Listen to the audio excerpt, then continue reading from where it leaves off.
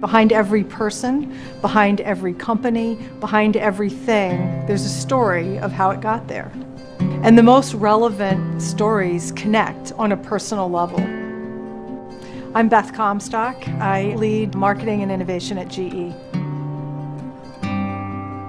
People have a lot of choices, especially now. We're all bombarded with options of where to place our time. And I think in the world we're inhabiting, a world where it's more machines talking, people talking, connected via social media, the ability to simplify is very important.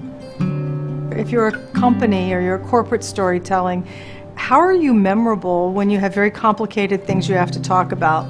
I find often in business, we only want a logical, mathematical, financial dealing. And the reality is you have to be about a story to connect to a person, to connect to a customer, to connect to a product. I think increasingly we want to know where our fabric came from. We want to know where the materials in our watch came from, in our jet engine. We want to understand what happened to get us to where we are.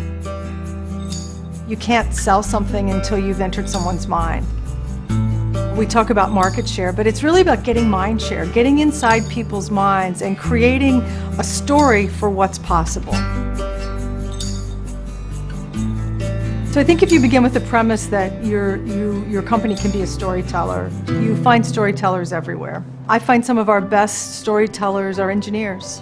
What you need to create is kind of a central group that's good at translating, that know how to elicit a passion in someone to get them to tell their story. You are almost afraid to look at what you have, and so for us it was a big awakening, I think, just to say, you know what, we're geeky.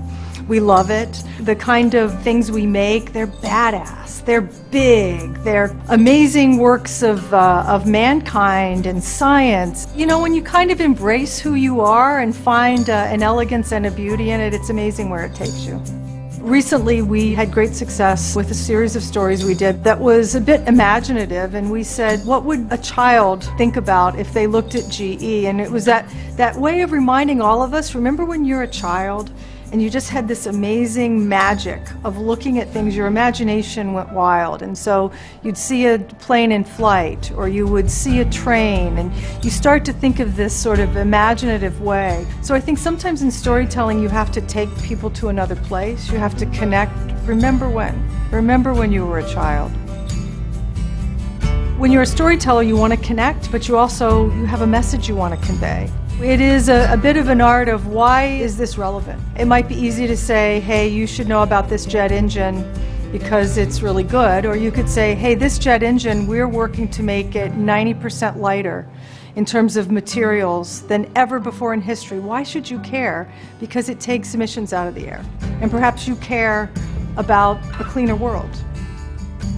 The return on storytelling is, did you make a connection? Are people finding value in it enough to share it? Of course, in business, as always, is there some return, on investment from a financial perspective, but I'm a big believer if you plant enough seeds, if you've made yourself open enough, if people understand and relate to your story, the commerce will follow. People don't want to be sold. They want to be inspired. And you have to really fight for that, I believe, above what's important for the company is what's important to connect on the human level.